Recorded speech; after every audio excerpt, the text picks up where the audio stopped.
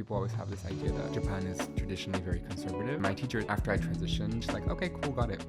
Don't care. I don't know why we have to make so many words. Before they were just nanchara-san, and now it's like, oh, trans nanchara. And so I've had so many encounters with older Japanese people who are just like, what's the deal? Like, it's a non-issue, you know. Meiji period, starting to import a lot of Western concepts. There was a lot of people getting arrested for cross-dressing. Do you know why? Hello, and thank you for tuning in. If you're enjoying the show, subscribing is the best way to support us. It helps us grow and bring you new stories from life in Japan. All right, let's jump in.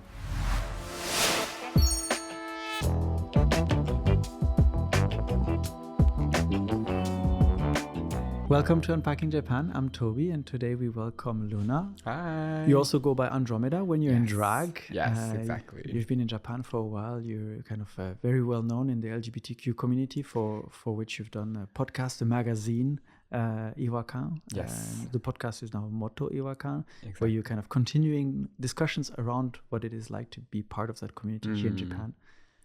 Got an interesting journey yourself. Born in Mexico, grew up in Canada, and now here. Maybe let's start there. What kind of made you leave Canada to come to Japan? So, as you say, I was born in Mexico, grew up in Canada, and then when I was 8 years old, my mom put me in Japanese classes. At 8 years old? Yeah, my English teacher at the time was Japanese Canadian, and his wife was Japanese-born Japanese, and my mom, I think, couldn't pick me up after school early enough, so she asked the wife if she could teach me Japanese like for half an hour or an hour every day after school. So I did that for a few years, and I loved it, and she taught me like all these like cute songs and everything. So then university came, and I had to do like a foreign language, so I chose Japanese because I was like, well, I really liked learning it when I was like 10 years old, so let me like redo it. So I did it. Then on exchange, I was like, well, I want to practice. And then I just came here in 2015 as an exchange student. And I went back once, but I kind of just stayed since then. Yeah. I wanted to get away from, I mean, I grew up in Montreal, but the suburbs. But to me, like, there was no bigger city than Tokyo. It's like, oh, it's like the glitz, the glamour, and the fashion of like, but what everyone thinks of Tokyo was what I had an idea of as like a suburban Canadian like kid. And yeah, it drew me here. Also, just being as far away from family. I didn't think about that consciously, but I think recently, like, just the distance and the freedom to like be myself and do whatever I wanted was so nice, because you were such a foreign, like an anonymous person in such a big city. Yeah. It's interesting that you mentioned that, because there's always this image that in Japan you have to conform to rules and kind of fit in, not stand out. But you kind of mentioned that you felt the freedom to be yourself coming from Canada, which is also a country known to be quite open and quite multicultural and diverse. I think like even people in Japan will ask me like, you're Canadian, why are you in Japan? Like, Canada's like the dream, like, especially as a queer person, like, it's like you have rights and it's like easy to live. And I'm like, yeah, it was like that, but first of all, like growing up in the suburbs, and for example, if you like fashion and you're queer, like people dress in sweatpants and a t-shirt, like, and it's like if you even dare like trying to style yourself, you're like automatically like labeled as gay. And like it was very, very like casual vibe. So like the opposite of that to me was Japan, where it was like you have all of these like fashion trends, and even though I knew that the base society was somehow more closed-minded, I kind of ignored that. Like, I was very naive. Like, I'm not saying it's not like that, but at the time when I was young, I thought, oh, like, it's like if I just go to Tokyo, like, I'll meet all these Harajuku girls and all that vibe. And also, I think Japan, I always say this to people, is that, like, yes, Canada is very progressive, but there are so many different ways of thinking. And some of those involve people disagreeing with LGBTQ issues, and they're more both vocal and physical about it, whereas in Japan, even if people disagree, they'll just leave you alone. So it is less ideal in terms of like rights and progress in that sense, but in terms of like daily living, I can go about my days without worrying about particularly like any form of violence or any sort of like aggression, especially as a trans woman here in Japan. So it's like both places have interesting things that I guess suit my personality in a way. So you had this idea of Tokyo before coming, and what was it actually like for you when you arrived in 2015? Yeah, so it kind of was everything I imagined it, to be honest. Like, I came as an exchange student, and the first year you're in Japan, it's like everyone says it. It's a dream. Like, it really, like, it just, you're just floating. The and honeymoon it's like, phase. Yeah, exactly. And I was an exchange student, but I was always, I guess, pretentious in the way of being like, I'm not going to hang out with the exchange students. Like, I'm going to go find other people. And like, I was a photographer as well at the time. So I was like, taking pictures. And I, through that, met like model friends and fashion people and everything. So I was always like trying to get into the fashion world. And coming from the suburbs of Canada, where like, if you're in Canada, there's first of all, no famous people because everyone's in New York. Right. So it's like anyone, it's like whoever you meet is just like randoms. Going from that to Tokyo, where it's like you're at a club and all of a sudden like Kiko Mizuhara comes up, or like, I don't know, it's like someone from a K-pop band is there. You're like, whoa, what is this? Like, it really felt like a huge, like, tiny fish in a big pond. So I really liked it, but then it sinks in the loneliness, the like conformity, and like it changes definitely, and you realize that all of those things that are glitz and glamour are indeed just glitz and glamour, and there's a different experience once you live here long term. But it was a lovely first year. I was like, oh my god, I love this. So what was it that made you decide to stay? You mentioned you briefly went back, but then ended up just basically staying here. Yeah, so I finished my exchange here for a year and went back to Canada to finish my degree in university, and then I wanted to study fashion design. And originally, I actually applied to schools in Europe, and I got accepted, and I was going to go to Europe. And 1 month before I had to leave, I was like, no, like something feels different. Like, it's like I have to go back to Japan. So I canceled everything. And 1 month before. yeah, the school was like, what do you mean you're not enrolling? You already paid the tuition. And we had to make up some, well, sorry, let's not put that, but reason why I couldn't, I had to say some reason, like a BS reason why I couldn't make it to the school. And I think what I thought of at the moment was I had people still from that 1 year that I like experienced in Japan, like calling me back and asking me like, let's do more stuff, let's work. Like, there's so many things you can do here. And if I don't go back, all that 1 year will kind of exist as a dream. Like, it won't turn into anything else. And Europe, especially coming from especially coming from Quebec, where we speak French, I was like, I can go to France or Paris anytime because I already know the culture. I grew up with French culture near me. But if I go to Japan at 30 or 40, I'll never understand Japanese culture. So I said, I want to go now while I'm like in my early 20s and can kind of get like somerareta, like kind of in depth, Just absorb the culture and really like not be this sort of like foreigner who like is like, wow, Japan is so like weird. I wanted to kind of really delve into it, so I went and decided to go to Bunka fashion school, and I did that for a year. And again, I never expected to stay after that. I didn't do tenshoku katsudo, so like looking for a job, because we were like, they would teach us how to do like the interviews, and I thought I'd never want to work in this society. Like, it was like you have to be careful about how you do your makeup and your hair, and they were teaching us which color pen to use and how to, I was like, this is crazy. Like, I should be valued for my like skills, not if I'm using the right tone of black ink and like the like thickness of the pen. Like, it was really like, oh, I'm not interested in working here. But I found a job randomly. Like, my friend was like, hey, I have a friend who's like starting a fashion company, like, do you want to join? And I was a second employee of that company, and now I'm here since then. And now you're here. Yeah, it's interesting because you found a place where you felt comfortable and free to be yourself and kind of live your life. But then also when you were faced with career prospects, you're like, oh, I don't want to work here. Yeah. How did you kind of deal with this dissonance and kind of decide, oh, should I stay? Should I go? Should I maybe go to Europe after all? Like, I think it was the sense that I understood that all of this, like the honeymoon relied on being separated from the system. And I think being a student in a way in Japan also like lets you do that for Japanese people as well. I think that's why there's also so much freedom for like university students and high school students, because it's like, this is the end of you. Like, this is the last hurrah before you enter society and have to like erase everything and become like an adult. So I thought like, yes, fashion school is really nice, but once I actually go into here, it's going to be over. so I kind of thought it was not worth looking for anything. And at the same time, there wasn't really any Japanese companies that were doing interesting work, I thought, in terms of fashion related things. There are definitely fashion brands that are doing cool things, but as a foreigner, you're dependent on a visa. So I would have to go into like Uniqlo or like a big company that could sponsor a visa for a fashion student, which first of all is like very limited. Um, so yeah, I thought I just was gonna head, but I then the company that my friend introduced me to was very like open minded. The CEO was like 1 year older than me, and they were interested in like investing into new Japanese brands to grow them and to like send them abroad. So that's why they were looking for someone like me who had like international perspective and stuff.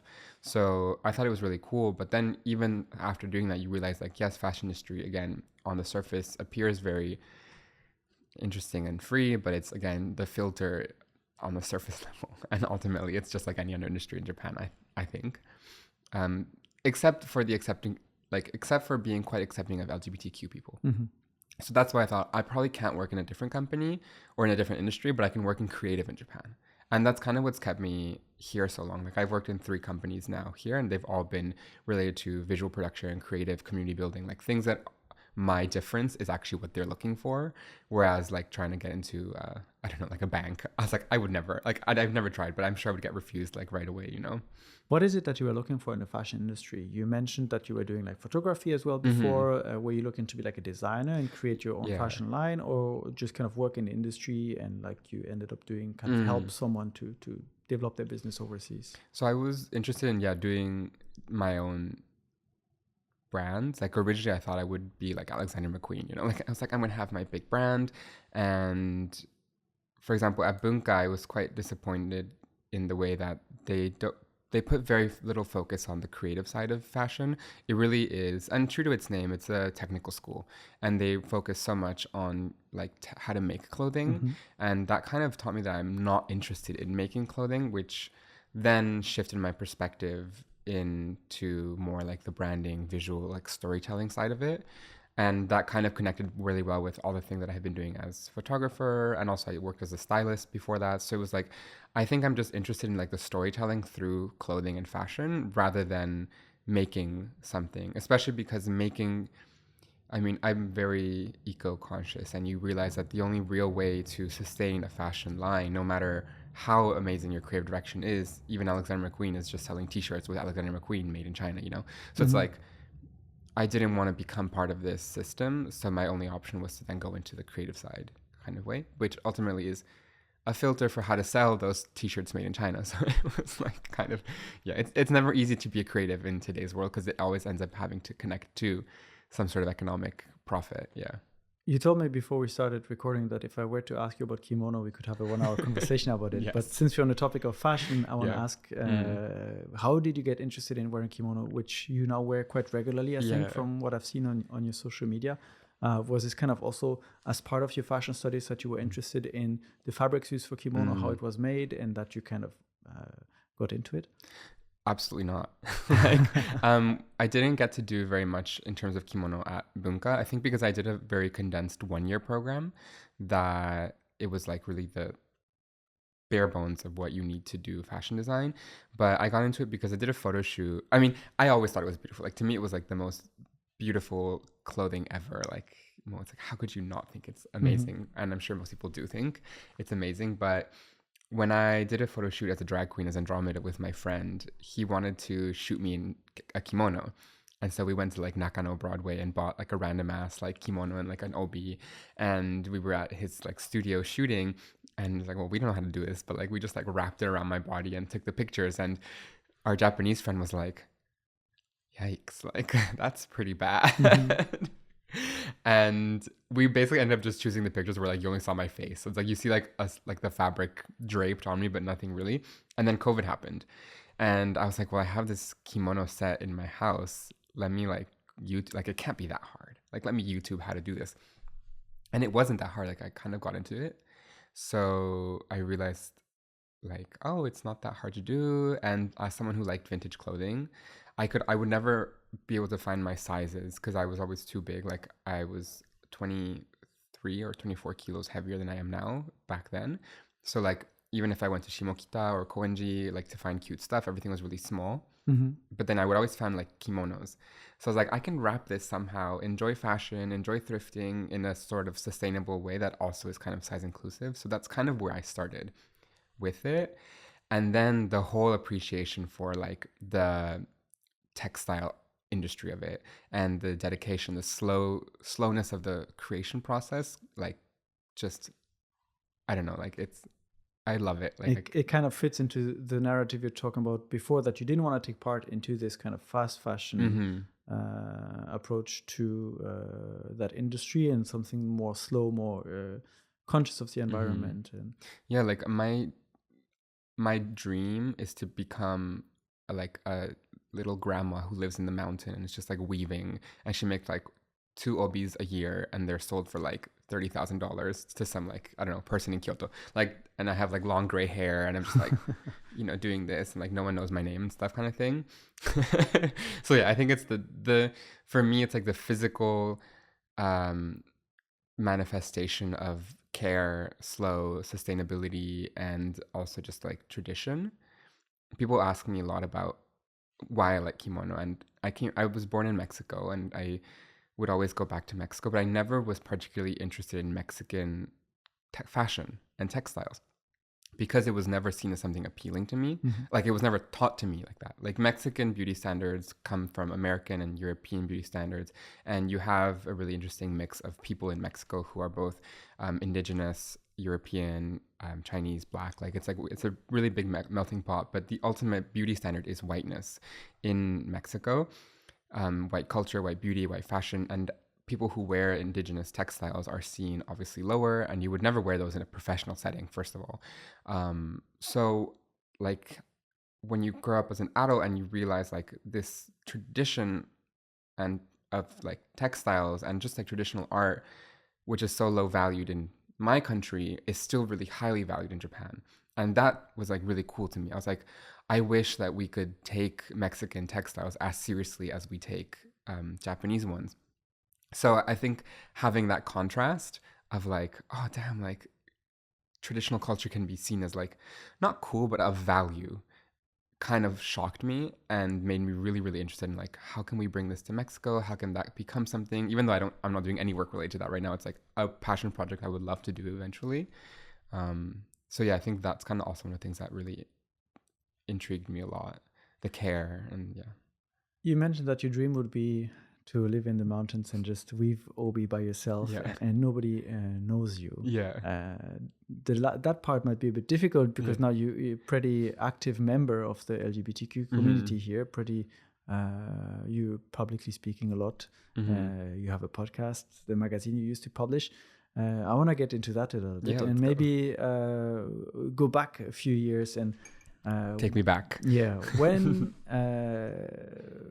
When did that kind of start for you? When did you realize that, so you're a trans woman now, that you wanted to change, that, or not wanted to change, rather that you were not who you felt like at the time, and kind of how did that then come with you to Japan? Yeah, I think so.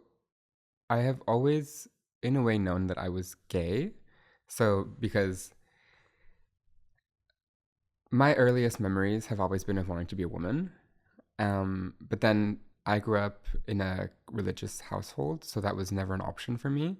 And then growing up in the suburbs, I never had any trans representation. So that very quickly, like, I don't know, when you grow up, you realize that's not an option. And so you think, well, then if I'm not a woman, then and therefore I am a man. And I'm an effeminate gay man was the identity that I understood myself as, and it worked quite well for a decent amount of time. And it was only much later that I learned through my work with Iwakan and through like the activism in the community, like what it actually means to be trans, and had to undo like all those years of like socializing myself into a man and understanding myself as a man, to be like, oh, actually, like this is what I was, and this is what I knew who I was as a kid, but kind of had to suppress it in a way. So my transition, it's been a really like bumpy road because I like to. I feel like it sounds contradictory, but my work with gender and activism, I think, actually hindered my transition. Really? In a because, and not in a negative way, and I'm not here to like discredit anything, but the more you do work with gender, the more you start questioning, well, what is the binary even real? You learn about non-binary identities and all of these things that kind of think like, well, it's all made up. So like, why do you need to be a woman then? You can just be you. Like you can, like, why would I be so obsessed with becoming a woman if it's just all like a patriarchal system, right? So like, the more you understand this system, the more I was just kind of like, no, I'm just like a human, like even like I love Miwa Akihiro, she's like one of my icons, but she always says like neither female nor male, I'm just like a human. And so that's something I was like, yeah, like that's me. And then I understood myself as being non-binary for like 2-3 years, and that never felt enough somehow. And so that's when I was like, okay, like maybe I need to like acknowledge the contradiction that yes, I can understand that the system is made up and contradictory, but more than what I am, I think gender identity is more of how I want to be understood in the world, like how I want you to perceive me. And I am always happier when you are perceiving me as female rather than gender non-binary or neutral. And so realizing that it was less about me, but more about how to go through society, then I was like, okay, well, I think I would like to be perceived very female. So let me start growing out my hair and doing all that stuff. And Japan was a really great environment for that because I didn't have to worry about violence. Like, I don't think I would do all of the transition, everything, if I had been in Mexico, for example. We did an event with Iwakan 2 years ago for Trans Day of Remembrance. And we had printed every trans woman, because it's mostly only trans women, who get unfortunately unalived because of their identity. And I was like just like going through the list, and I picked one randomly, and it was like, oh, Mexico. I was like, oh, that's unfortunate. And then I looked at the address. I was Googling all these women to kind of know who they were. And I found the news article of her unfortunate passing, and the address seemed quite familiar. And I was like, let me Google where that is. And that's like literally 2 blocks from my house in Mexico. And I was like, I don't think I would have had the courage to do that. So being in Japan, doing the activism, having this really welcoming community was kind of the thing that let me come out. And it's been like a year now that I've socially transitioned, half a year now since I kind of started the other bigger steps of transitioning and stuff. But yeah, I forgot the point of the question. Sorry. No, you brought an interesting point, which I've always wanted to discuss. So maybe now is the time.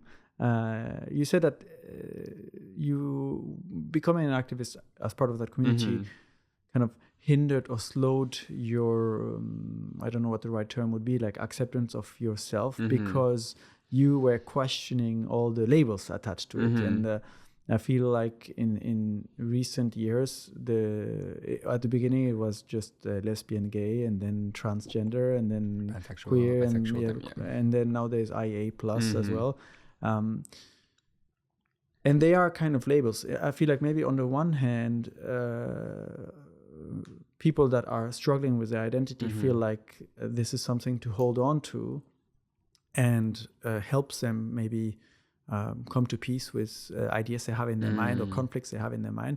On the other hand, as someone who is not LGBTQ IA+, I also always feel like, well, obviously I'm a born male, and but I've never really consciously questioned or thought about like, oh, I'm a man and therefore I should do this, or therefore I should behave. It's just oh, this is me and my personality, and that's how I do things and how I navigate the world, and I see other people as humans too. So I always wondered, how much does it help and how much does it kind of make things more complicated to have so many labels and to try to categorize things, which maybe ends up just also diluting the community in a way.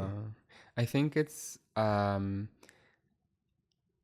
a clear-cut answer, because indeed the more labels you have, ultimately, like, you have way more division in the community as well now.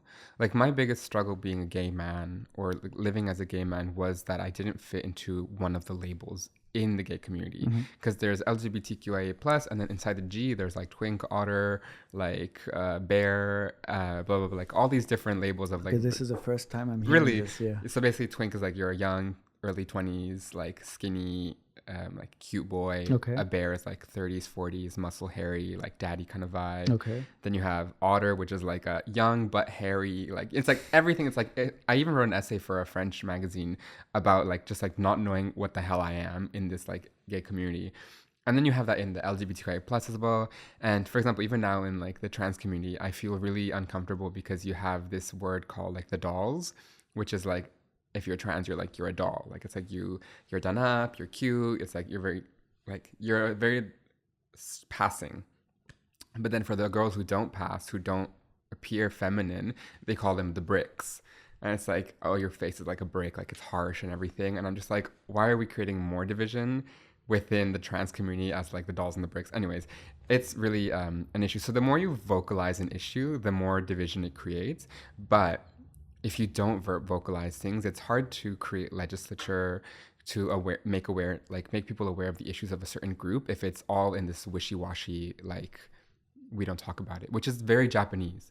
So I do Nihon Buyo, so Japanese traditional dance.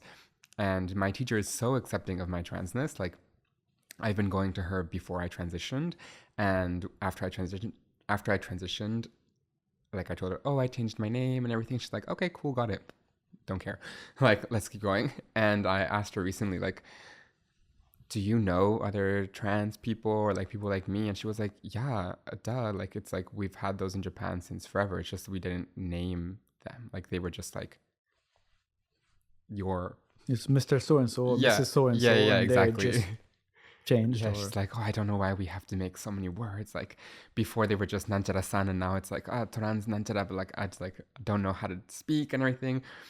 So I get her point of view, but I also get it's important to have like the conversations and the words. And for me, they've helped me in a certain way as well, because I can now Google, for example, like trans healthcare. Like, before it would have been like healthcare for people who would like to be like more feminine but not sure, kind of like the labels. It's like a filing cabinet, right? You're like, okay, I got all the documents that I wanted to see, and you can look in through research, community, friends, and everything. Without that handle, it's very hard, right? But it does create division, and even it creates division in a way. It also creates fake community, because just because you're from the LGBTQI community doesn't mean you're going to get along with someone specifically. Just because someone isn't queer doesn't mean you're not going to get along with them either. Like, I think it's because we're still humans, right? So you might like or dislike another human regardless of whether they're part of your community. You might have shared experiences, but that doesn't mean that you can't connect with people who are outside of that in a way. So we exist in a world of hashtags, so I understand that it's important. So how did you find that community when you arrived in 2015? Did you kind of seek it out? At the time, it was maybe more difficult to Google, like, community for like someone that doesn't know how they feel about themselves. Did you find a group? Did you connect online, offline? I think at the time, 2015 was the peak Instagram. So I was connecting very much through like people, like just like photographers, models, like people that we thought our work was interesting likewise. And peak Instagram as a social platform before it became a sales platform. Yeah, so like when it was still interesting. Sorry, Instagram. But and I never actually found the queer community in Japan until maybe last year. My community was always kind of outside of it. So, and I think it was more centered around working in both art, activism, and culture kind of work. My friends all were like, you know, same vibe, and we connected both through Instagram, through mutual friends. A lot of them were like exchange students at my university that stayed as well, and we kind of built our own community around the magazine, around Iwakan, which is very nice. And I always had this kind of actual discomfort of going into into the Japanese queer community, because every time I went into Nichome, like Shinjuku, it always felt extremely like I didn't belong, because it's all based on labels. Like you had this bar that is dedicated to this one specific type of like look, this other bar that's dedicated to this one specific type of man, and I never fit quite well. And if I wanted to fit in, I always felt like I had to act into the community. Like I had long hair, but I was like, oh, I want to go to this like bar, so let me cut my hair so I'm like more masculine, and then I can finally get in. So I always had a very big teikokan, like kind of discomfort with it, even though I understood it was important. And then when I started drag and actually performing in these spaces, it felt very different because I no longer was a guest. Like I no longer was looking to the community for acceptance. I was an entertainer in the spaces, which let me have distance. And that is when I was like, oh, okay, like this is a very safe distance for me. And I was working through it, but it still was different. And then once I transitioned, I understood that I understood my box within the community. And I think the community also understood, oh, that's a trans woman. Let's treat her like a trans woman. And likewise, when I was interacting with other gay men, they no longer became people who were rejecting me because somo, like I'm not in their spectrum of like attractive partners because I'm a woman.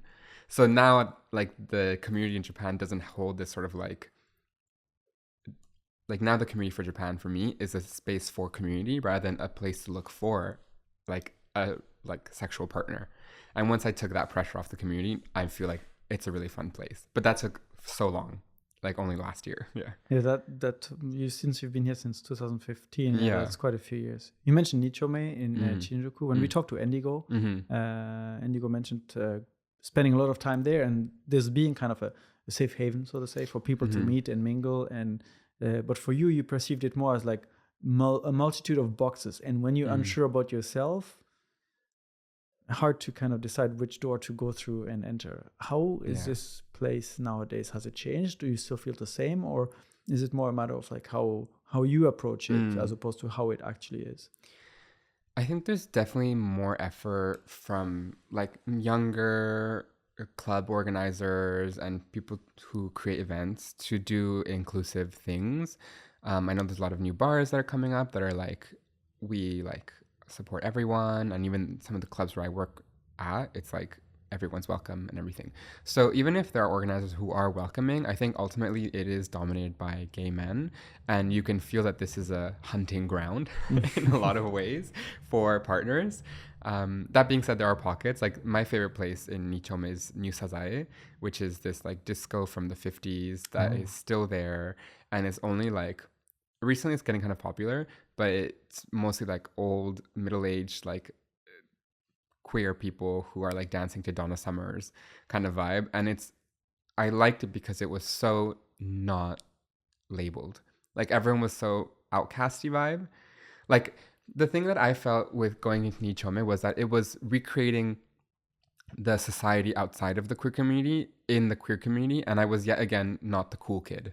Like I was yet again the outcast and not having a space. So I was like, well, I thought this was going to be the place where I was like celebrated, and they're like, we don't, like, you're both a foreigner, so already like and at the time you're also chubby, so I was like and then at the time you're also like too feminist. I was like, okay, so like sorry, I'll go to the other place where there's like discos and grandpas dancing, and that felt like very liberating. Now unfortunately that too popular for its own good. Sorry? Too popular for its own good, the place. Yeah, no, I meant more like, unfortunately, I think that I don't know how to say this without sounding conceited, but I've transitioned. I look more feminine. I've lost weight, and I think I'm considered pretty. Now do I feel welcomed by the community? And that's unfortunate that it takes having to adhere to all of these beauty standards, both for women and also for like finding a box for yourself. And I think that's why, for example, a lot of gay men are very muscular, because it's like that's their way of being accepted. It's like their entrance path. Like if I don't work out and have muscles, I won't be welcome into here. So it's not only like conditional on your, like, it's not only about self-acceptance, it's also like your physical appearance, your acceptance into the community is reliant on you fitting into those boxes, and everyone wants community. So now that I'm here, it's like no longer a threat place because I'm like, well, I'm satisfying all of your needs. Like, let me in. And in the VIP place because I'm also one of the performers. Like, I'm also like the people on stage. So it's, I love Nichome. I do. It's just a complex relationship. So when I saw your question, when I saw the talk with Indigo, and I've met a lot of people who say like Nichome has been their safe haven. It definitely has been my safe haven throughout, like even as an exchange student. Like I discovered myself there, but it was always kind of had this like difficult relationship. And I think it's always queer spaces will have difficult relationships with the community, but they're so important. You said that one of the things that kind of helped you maybe change people's perspective on you or fit in easier there was when you started doing drag. Yeah. And you actually became a performer and people saw you as such, regardless of whatever maybe label was attached to you or identity. How did you get into drag and what was it like to perform in Tokyo? Yeah, I got into drag because my boyfriend when I was a teenager showed me RuPaul's Drag Race, like all of us, not all of us, but many of the queens. And I was like, oh my God, what is this? It's so beautiful. And I just wanted to do it like so much. And I was talking to a friend exactly, I was like, why I found Drag Race so amazing. Not to tie it back with my transness, but up to then, I had only seen extremely degrading depictions of men wanting to be women in, like, for example, like Mrs. Doubtfire, or what's that movie of like this guy who robs a bank, A Dog's Day Afternoon or something.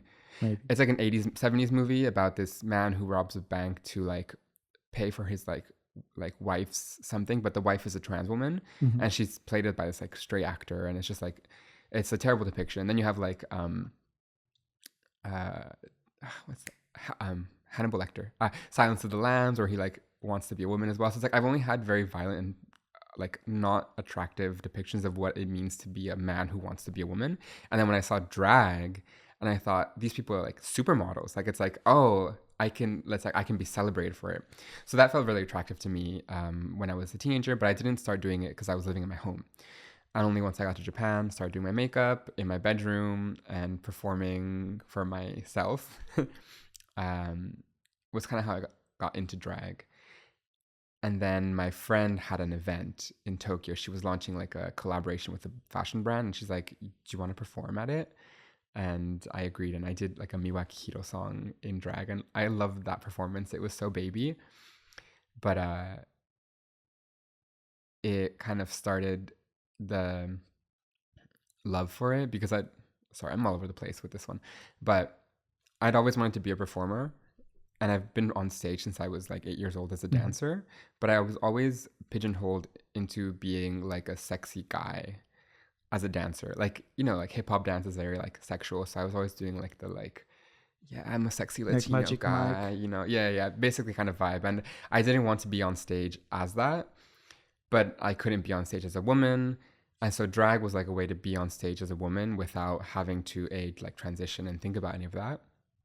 So I started with my drag, and then I got very serious with it in like 2021, 2022. I started performing in a few shows here around in Tokyo, and only like 2023, Kira Kira introduced me to some like event like organizers in Nichome, and they were like, oh, like, come on, like, let's get you in. And so I started performing like every week, a weekend, like working Monday to Friday, then from Friday to the club, and like basically same as Kira Kira kind of vibe. I mean, she's crazy, but she works so much. She is. And when we talked to Kira Kira, she mentioned that there are pretty big differences between drag in Osaka and drag in Tokyo, and the communities are somewhat different.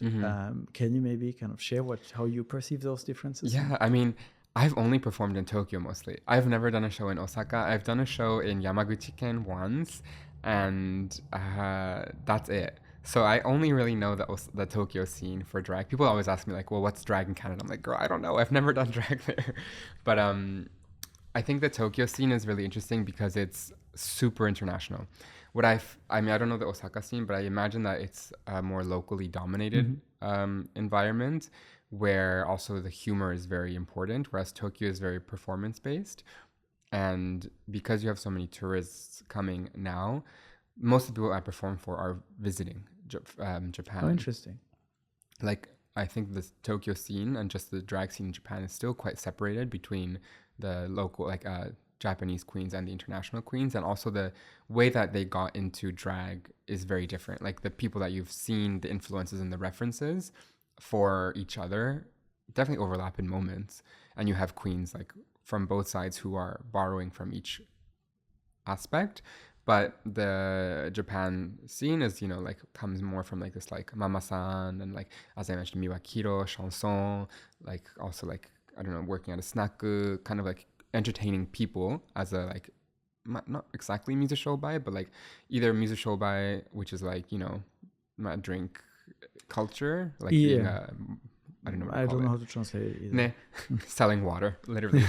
Or like kind of like cabaret vibe, you know? And then the Western drag that became popular here is way more from kind of like the Las Vegas show, the Broadway, like stage production, Beyonce, like kind of pop star vibe. So they're very different in a way, but I don't know about Osaka. I want to perform. You've been on this journey of self-discovery in different stages, and still are on that journey in a way. At what point did you decide that you wanted to be more vocal about it and kind of start doing some kind of activism from events to starting a podcast to, and I want to get to this in a little bit, also the magazine you've been publishing for. Yeah.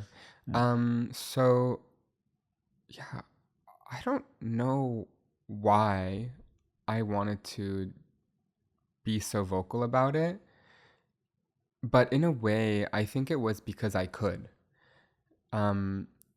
In Japan, people are very shy, and all over the world too. Like, you know, people are very uncomfortable with sticking out and being the person to raise their hand. And for me, that was always quite easy.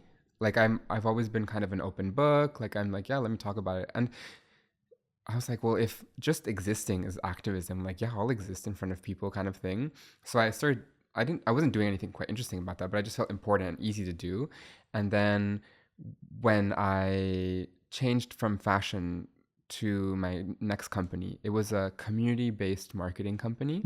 So they were trying to, you know, see how you can monetize communities and then how you can manage them and grow them to add brand value.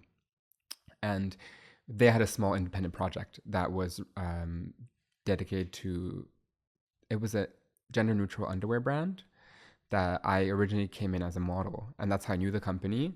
And then they hired me as an employee because I was like doing marketing and stuff, and I was also queer, so they were like, okay, it's perfect.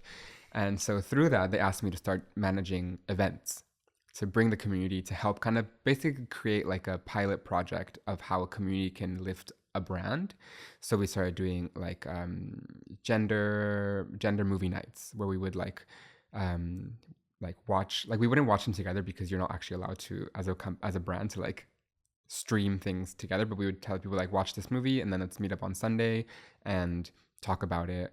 Or we would even like somehow buy like rights for unknown indie like European gender movie and like do a little small event through that. So it was kind of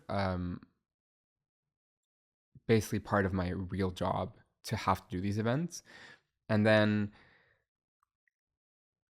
after that, I was like, they asked me to build another project. And my friend at the time had posted a story on their Instagram saying that the last the last monthly paper publication in Japan, which was called Samson, had gone out of business. And this was in like maybe April of 2020. I think they've recently returned, but at the time there was the big news that it's like we lost like Buddy, we lost all these like big magazines, and this was the last one that had kept going, and now it's over. And I was like, oh, well, it's like perfect. Like they just asked me to do a project for like something related to gender, and my friend is like looking for someone to do a magazine thing together. So I merged them. I brought my friend who we had been doing the movie events together, and we're like, well, let's just do a zine. And that zine turned into Iwakan, and we released it by printing like 500 copies originally, thinking no one was going to buy them. We're like, oh, we're going to like, how many copies do we need for like a year's worth? Like 500 copies should be enough, and it sold out in like 2 days, and we're like, what the hell? So then you had to do a reprint. yeah, we did 3 reprints, I think, of that, and then a 4th one as well. So it was like we printed, it kept selling out, printed, kept selling out, and so it was like, oh, this is something really interesting. But like I mentioned with fashion, my interest has never been in selling things. And I think for all of us, it was just like, yeah, like it's important that we're selling the copies, but the copies should be an extension of bringing people together. I think community is always really important to me because I was that person who was alone in the countryside or in the suburbs who had no one to turn to. And so I thought, I don't want anyone to feel like that. I think we all have that experience, me and the editors of Iwakan, feeling completely isolated. And it's something very big in Japan as well. So we thought this should be a platform for bringing the community together. And also creating the magazine should be a communal effort. So we involved all our friends into doing that magazine. And naturally, like that just turned into activism, kind of. The more and more we like got bigger, then we were able to produce a podcast and bring like not only the activists who were in the magazine onto the podcast to talk about more in depth, right? Like you have 6 pages or even like sometimes 2 pages to cover a topic. That's not enough to talk about it. So we I mean, we're having a 1-hour conversation. Yeah, exactly. More or less on a topic that would be very short on paper. Exactly. So we started the podcast and everything, and it was interesting that like I think Japan being such a space where activism and raising your voice and talking about these topics being so taboo, even though we aren't, I have never, only once I organized a protest, different story, but never thought of it as activism. It was just like having conversations that I thought were important, but because having conversations is unusual, it became activism, and it became the community coming together around the conversations, the magazine, the content, that you realize like, oh, this is actually really important work that we were able to continue. So the anchor for how this kind of started was Iwakan. A place to discuss. I think on the website it says topics that make people uncomfortable or challenge kind of the status quo, something along the lines of that. What were some of the early conversations when you kind of got into this that you felt like, we need to talk about this, it's not being discussed? Like Iwakan came at the time when Tayose, diversity, and LGBTQ issues were starting to get kind of trendy in fashion. So you had Vogue and whatever, all these Japanese magazines like talking about gender, but they would get a random like cisgender straight woman to talk about, like to photograph queer people. Like, I don't know, it felt like very like you're talking about it, but you're not asking the people who are actually changing things. So we wanted Iwakan to be a magazine that actually interviewed the people who are on the field working and doing it, like not by queer people because it was made by both queer and non-queer people, but about queer topics for queer people and involving us. So we had like our first issue, we interviewed Alana Starr, who is she's used to be a sex worker, but was a burlesque performer, trans like activist icon. She now has like House of Alana or House of Star in Paris. Kind of the thing that like Japan that most people would shy away from because it's too edgy. It's not the like the sellable side of diversity, but they're actually the people who are always at the forefront of making change. So we wanted to highlight those voices, highlight topics about like mental health, like sex, like all of these things that like get thrown to the wayside when you have to sterilize a movement for the mass consumption. Iwakan was always about like, no, like this is actually who we should be like uplifting in the community. So that's kind of how we started the magazine. When you published that first edition, 500 copies selling out in 2 days, what was the response from the audience? I imagine you got a lot of people saying, hey, I want one too. Yeah. But I'm curious about what were the reactions on the content, on the conversations, on these topics that you brought, and suddenly maybe people that wanted to talk about this had a counterpart to discuss these with, which was a team behind Iwakan. Like, I think, for example, even within the magazine, we always had contradicting opinions because we were 5 people, at the time 4, making the magazine, and we were all very different. So when we would bring content, I'd be like, I don't agree with your content, but I think it's important to have it. So like, let's keep it kind of stuff. So, like we were really like, the whole point was to create discussion.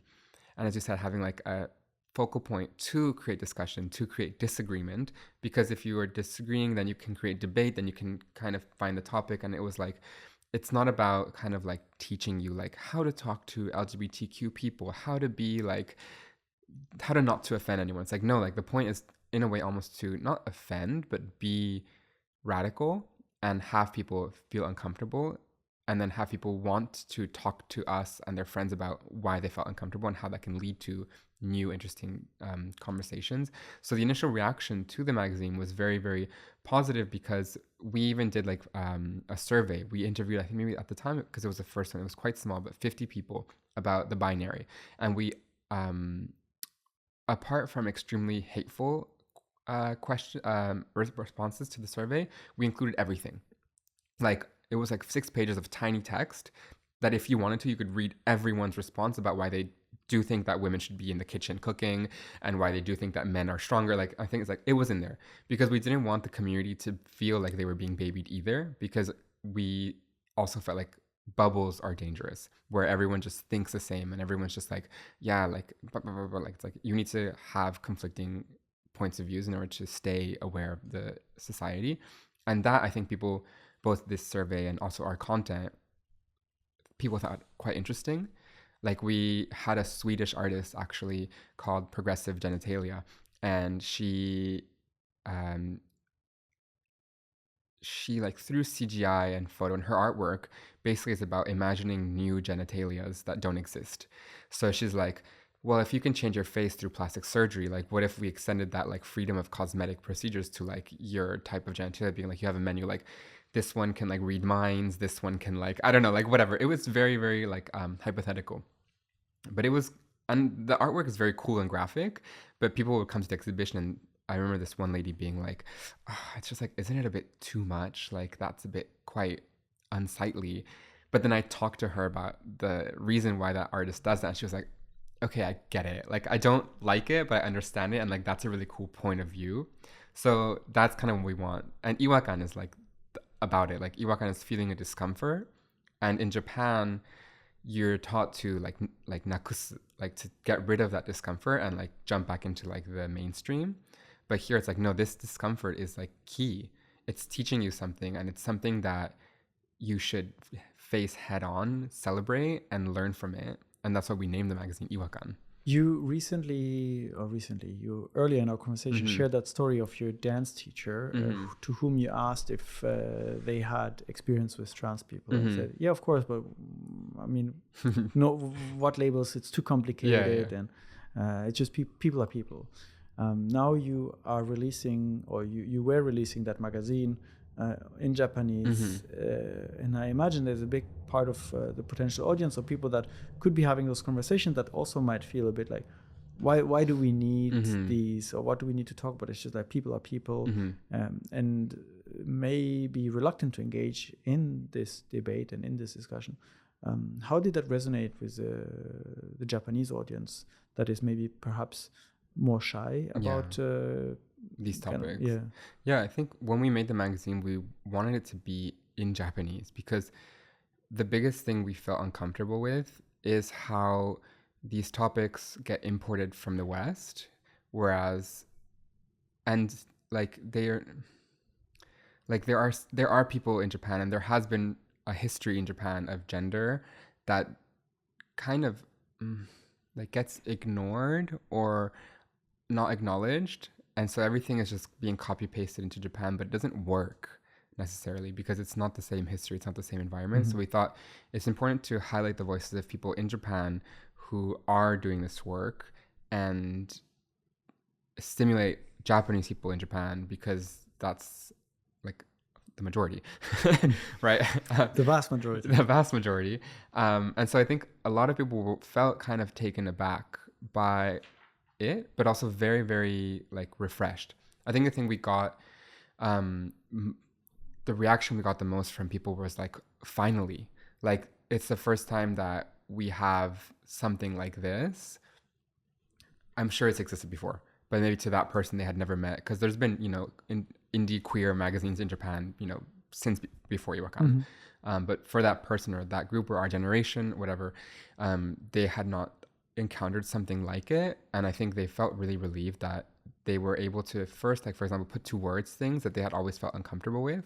Like I had this person, this Japanese woman, who came up to us at an event that we organized, and she said like, I always was talking to my boyfriend about all of these discomforts I had with the binary, and he would just tell me like, that's just you, like it's your, like it's like, why are you being so weird about it, like no one else has these issues. And she's like, I brought him like the copy of Iwakan with the survey of like 100 people being like, no, like we all have these issues. And he's like, oh shit, like it's not just a you thing. So having like these voices put on paper and kind of validated gives, like I think gave people a tool to have these conversations in their more immediate circles, because Japan being the quite peacemaking society that it is, it's very hard to just bring that up yourself. But if you have something that acts like as a facilitator, and for us it was a magazine, then it allowed them to bring these conversations into their local environments. We've had students who actually applied for the magazine to be kept in their libraries. So libraries in Japan have them. I think it's actually in the National Library or something. Yeah. There's like a student in Bunka doing her, I think, PhD or master's on Iwakan. And they were saying that the only reason they were able to do it is because it is officially like listed in the like National Library kind of thing. So it became a valid source for their own work on the binary and stuff. So it's really cool. Is there one story in particular from all the issues that you've published that was very important to you, and that you feel like it was published, it was discussed, but the discussion still needs to kind of continue? It's something like very dear to you. My favorite issue is the second one, which we did on love. Love and gender, and love and the binary. And I think we've had more impressive issues after that, because it was the second one. It was a baby, like still.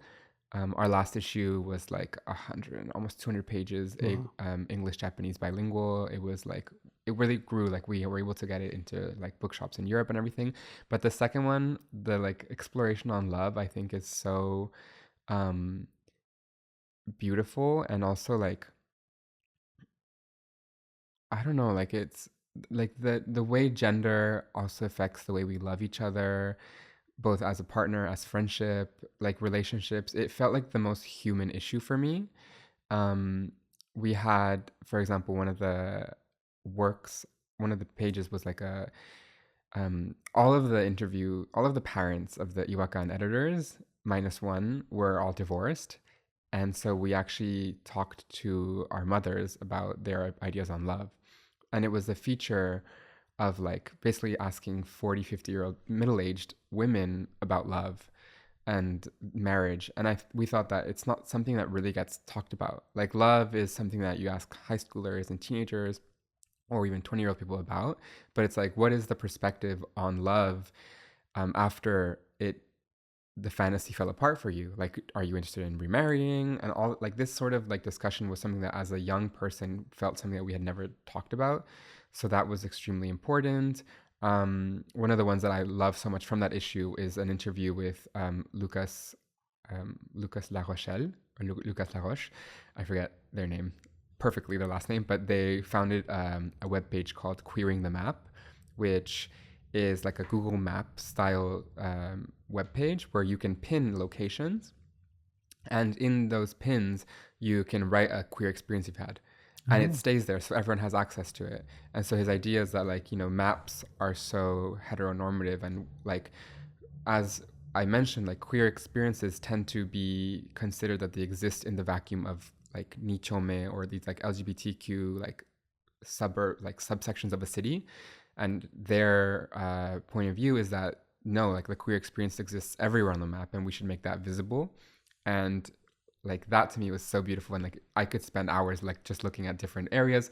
When we started that, it was still a small project, more or less, and not very known in Japan, so there was almost no pins. So like we made sure to add Japanese pins into it, and they worked with us to like get those published. And then the website kind of blew up during COVID, and during the, I forget what, there was like a conflict. I think it might have been the Gaza war where it kind of blew up as well. But yeah, like kind of discussion on community, love, loving each other is so, it's the eternal issue, né? People have been writing about love forever. You said that it was stopped to be, the magazine stopped being published 2 years ago. But you've restarted the podcast recently. Yeah. So it sounds like the project is still kind of very much alive. Very alive, yeah. Any possibility of the magazine coming back in a different... we are trying. Yeah. So we stopped the magazine in end of 2023, officially like the first day of 2024. But all of us wanted to keep doing the project. So we came back last year as Moto Iwakan. So like the kanji for former. So we're not Iwakan, we're formerly known as Iwakan for legal reasons. And the podcast is now called Motto Iwakan, so more Iwakan. And it's a weekly podcast that we have on YouTube, Spotify, and everything. So if anyone wants to listen to, please feel free. It's actually in Japanese, but because we're able to get YouTube and now there's video podcasting and everything, it always has English subtitles. So yeah. For people that don't realize, what amount of work goes into making one issue of such a magazine? So much work. So yeah, we were releasing about twice a year, and just planning, especially when you don't have budget. Like we had some budget, but it's really hard to do it because you're mostly doing it yourself.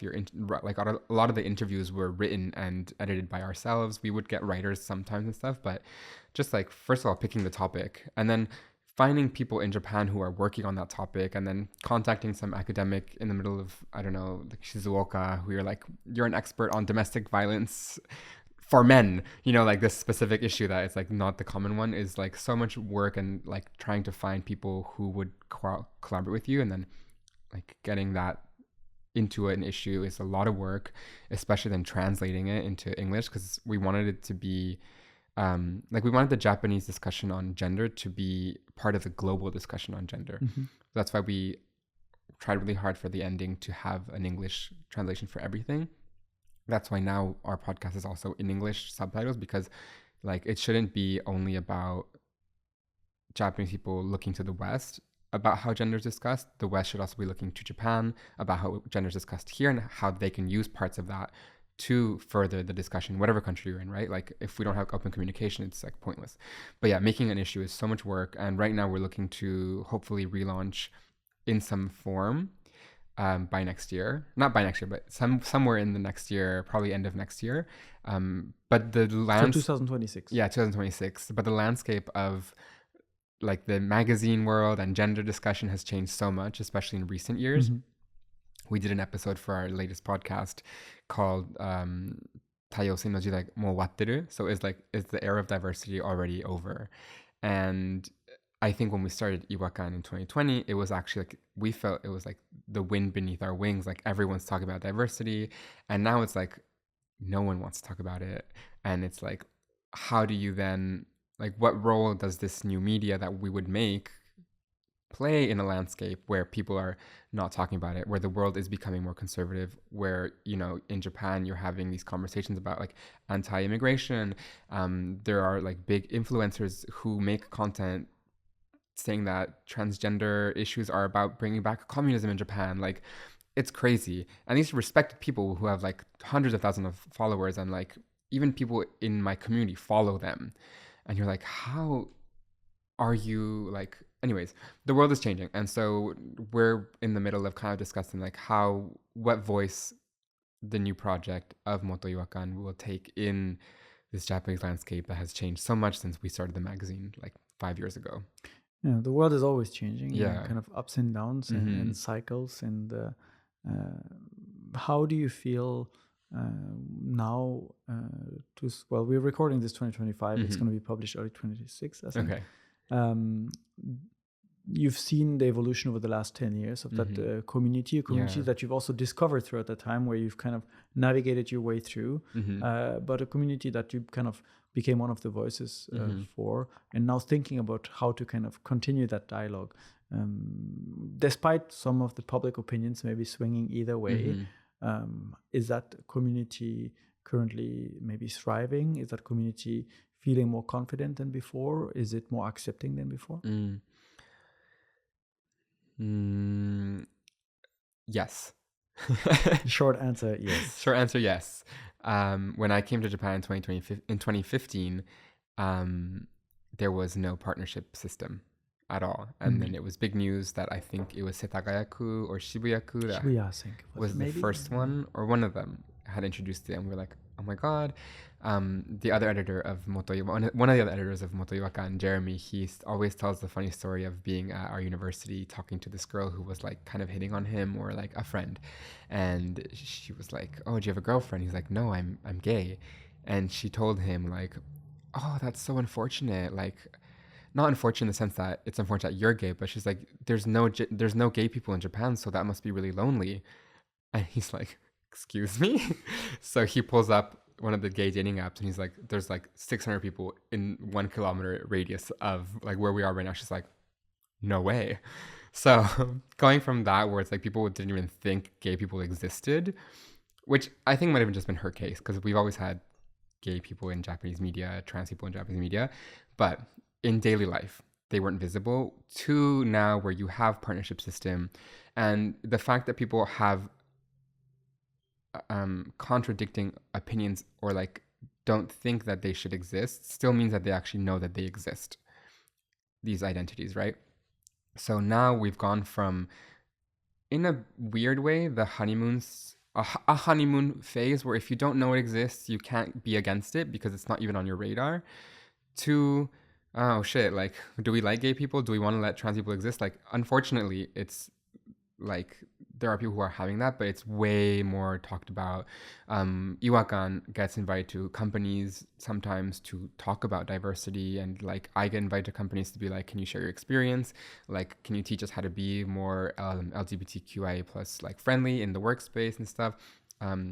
So people want to be allies, and people want to help and want to change society, which is very different than it was 10 years ago. You're having spaces pop up outside of Nichome that are organized and run by queer people. Yeah, I think the landscape has definitely gotten positive in some ways. Yeah. Where does that leave you today? You're on your path to become a retired grandma in the mountains weaving obi. Yes. But until then, what are you looking forward to next? I imagine the magazine is one of the projects on your mind, but you may have other things that you want to kind of put out there. So I've been doing drag for, I guess, 6 years, really heavily the past 2-3 years. And I was saying like earlier, I always wanted to perform as a woman, but never felt comfortable because of being male presenting. And then now that I've transitioned, I've discovered that I enjoy drag. But I also enjoy being on stage and presenting as myself. So I'm starting to do more work in terms of like modeling as Luna, not as Andromeda. I started to do some work in movies. Cool. Yeah, I was in this movie for this Dutch filmmaker called Wendelin van Oldenburger. And it came out this year in February. No, last year. No, this year, 2026, the early 2025. And she asked me to be part of her next project as well. So we shot this year. We're shooting in Europe next year as well. And so I realized like I really enjoy being in front of the camera just as myself. Now that I can, I could have always done it, but so I'm looking to do more work as Luna. I'm starting to do TikTok somehow, which is surprisingly fun. I really do enjoy it. So I'm looking to continue becoming an active voice for the community, but as myself in a way. And then Andromeda will be like my super power kind of vibe. Like Beyonce has Sasha Fierce. I think Luna has Andromeda. Nice. Yeah. You said you're comfortable in front of the camera now that you can. Was there a specific moment when you woke up one day and you're like, I can do this? Or was this just a gradual transition into kind of building up that courage? I don't think I even thought I couldn't, But like, for example, now, like on TikTok, you have so many content where it's like before and after, like, look how manly I was and look how feminine I became. And so if I ever try to make those type of videos and I look back at like my camera roll to be like, let's get a before and after, I realized I didn't take any pictures of myself. It was like, there might be like one selfie of myself every like 6 months. Mm-hmm. And I was like, oh, I didn't want to be perceived as myself because I didn't feel like I had value, which is quite unfortunate. But now that I like, it really was surprisingly through TikTok, not the modeling, but like just like being really comfortable speaking as myself. I started it when I started my medical transition.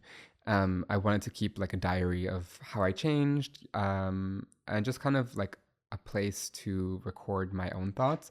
Like I have my podcast, which aside from Motoyokan, like Tokyo Trans Story, which is about recording other trans individuals' like story, but I'm always the interviewer. So I thought, man, let TikTok be like my little bubble of like speaking, just whatever random information is on my mind.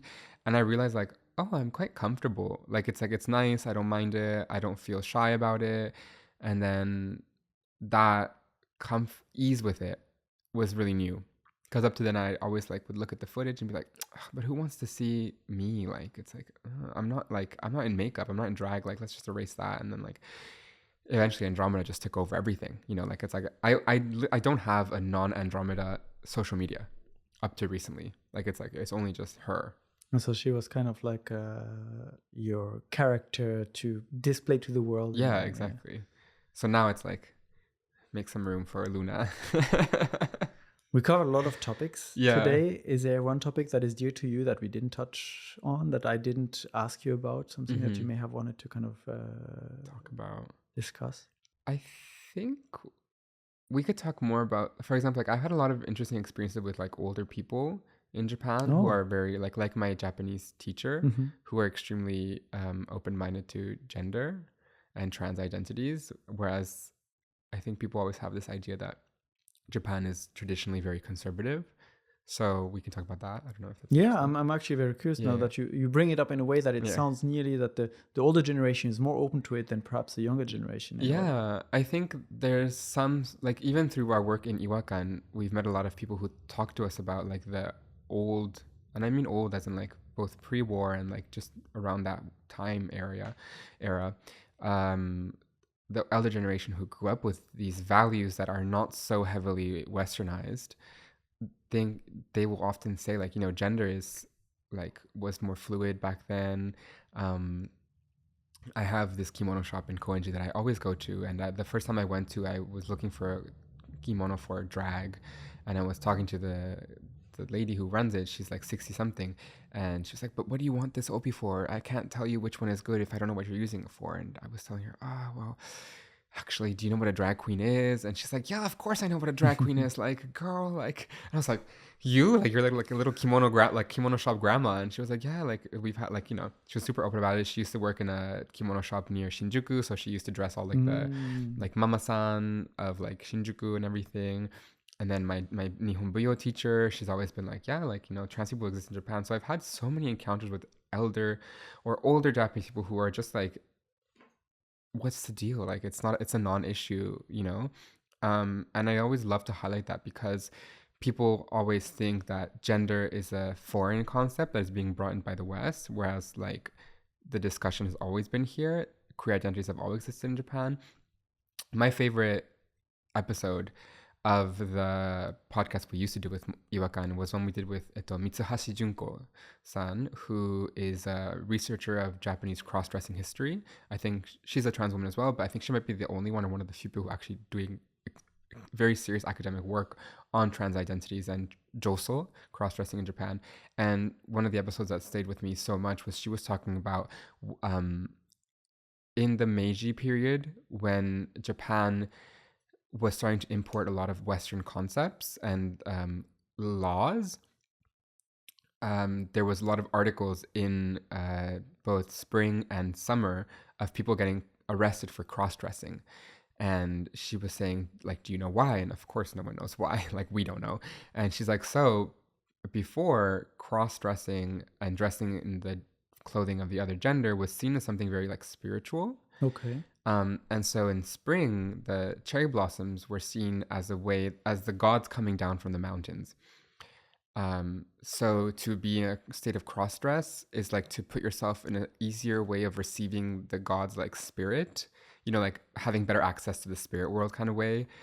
And then in the summer, it's because of Obon, where your ancestors are crossing over from the like other periods. So it was quite common, according to Misashi Junko-san, to cross-dress both in spring and in the summer, which I had never heard about. Like no one talks about that in Japan, right?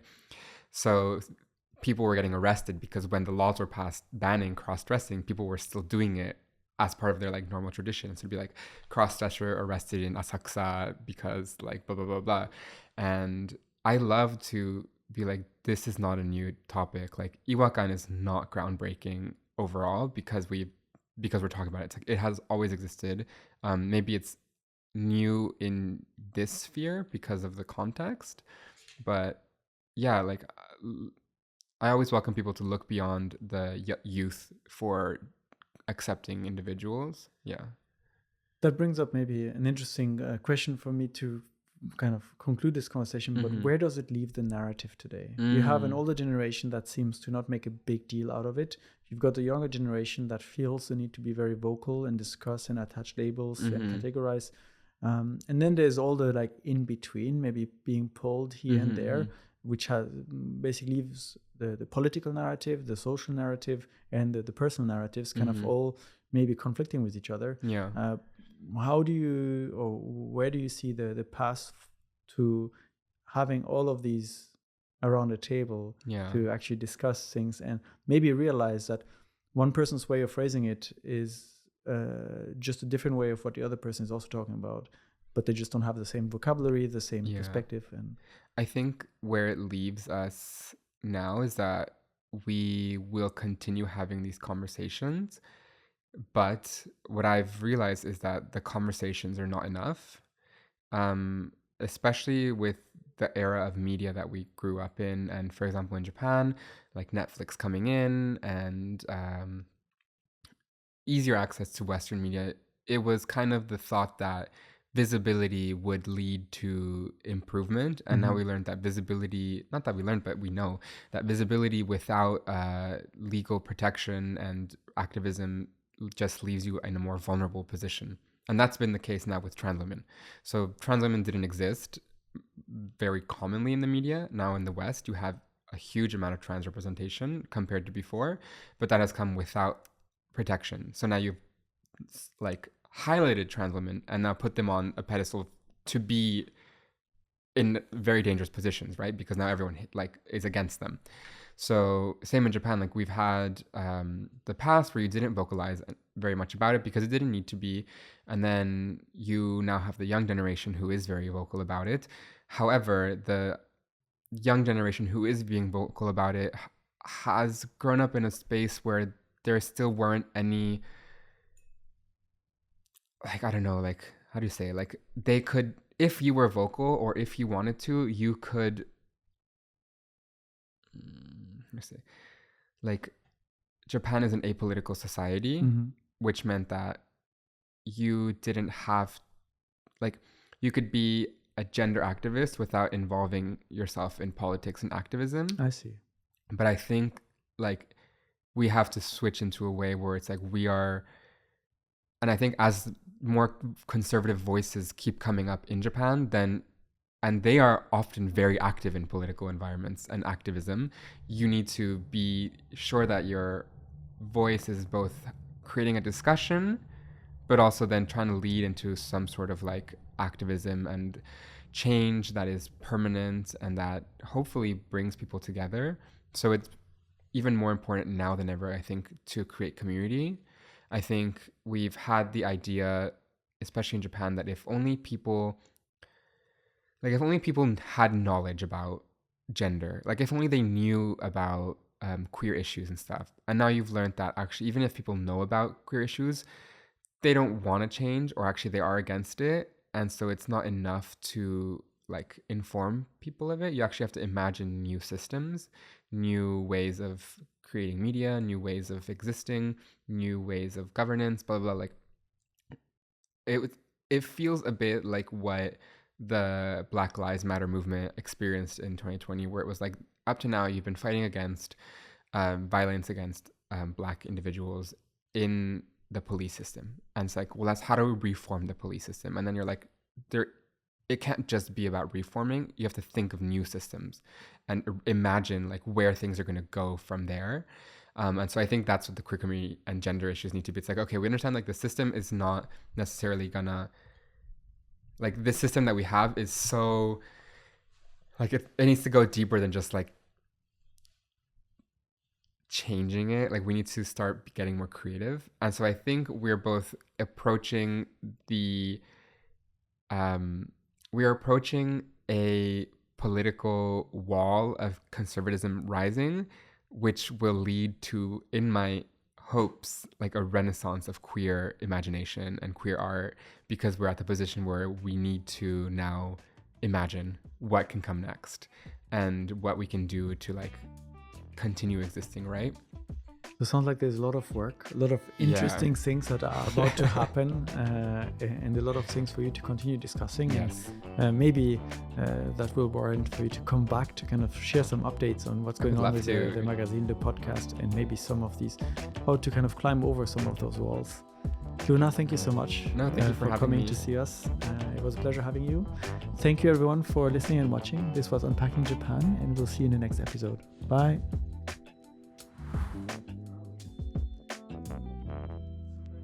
Was that okay?